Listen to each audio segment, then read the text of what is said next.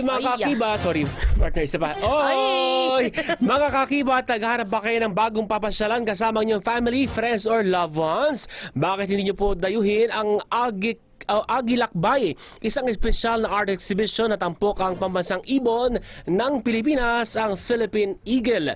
Noong June 8, binuksan po ng National Commission for Culture and the Arts o NCCA ang exhibition ng visual artist na si Bing Famoso bilang parte po ng selebrasyon ng Philippine Eagle Week. Oy, kaibunan pa lang yung partner. O, linggo ng kaibunan. Kaibon-ibunan. Sa pamagitan po ng art at immersive experience, lain ng exhibition na bigyang din ang kahalaga ng wildlife conservation at environmental stewardship. Lain din po nito ipaalala na ang pagprotekta sa Philippine Eagle ay hindi hiwalay sa pagprotekta sa natural heritage na kinakatawan nito.